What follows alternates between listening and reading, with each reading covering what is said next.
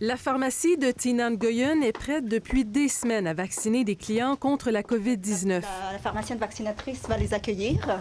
Et le téléphone ne dérougit pas. À chaque jour, mes patients le demandent. Les personnes âgées ont vraiment hâte qu'on puisse leur donner depuis janvier. Là. Le sous-sol sera réaménagé en salle d'attente pour augmenter la capacité de vaccination. Pour elle, il est grand temps de recourir au service des pharmaciens dans la campagne de vaccination. On a une capacité par semaine, on estime, de 100 000 à 125 000 vaccins. Le gouvernement vise une couverture vaccinale de 70 %. Alors, avec l'apport des pharmacies, ça va pouvoir atteindre à ce niveau-là. Nous, on est disponibles, mais on attend juste les vaccins. Pour Nivirchi Jawaher, il est grand temps d'agir. Si vous savez combien d'appels qu'on a par jour, je suis contente que les pharmaciens prennent leur place actuellement et puis que les gens voient qu'on prend notre place.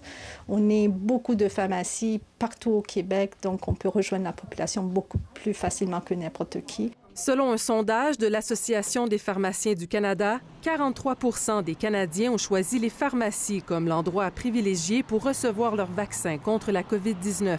Si c'est possible de le faire à la pharmacie, moi, je viendrai ici. Pourquoi? Je pense qu'il va peut-être y avoir moins d'achalandage. Je me sentirais plus sécure de venir ici. Peu importe où ça se fait, je pense qu'il faut que ça arrive. Et les pharmacies sont bien placées. La pharmacie de Benoît Morin est aussi prête. Les vaccins COVID vont être entreposés ici. Faute d'espace, la vaccination se déroulera dans le sous-sol de l'église, en face de sa pharmacie. On a eu une bonne pratique avec l'influenza, c'est-à-dire qu'on a vacciné pendant 3 mois. Ce qu'on veut faire, c'est aller chercher la clientèle vulnérable au départ qui n'a pas été vaccinée dans les grands centres. L'Alberta a annoncé cette semaine que les pharmacies commenceront la vaccination dès le début du mois de mars. Pour la Saskatchewan, l'Ontario et le Québec, on parle du mois d'avril. Encore faudra-t-il recevoir les doses de vaccins promis par les compagnies pharmaceutiques.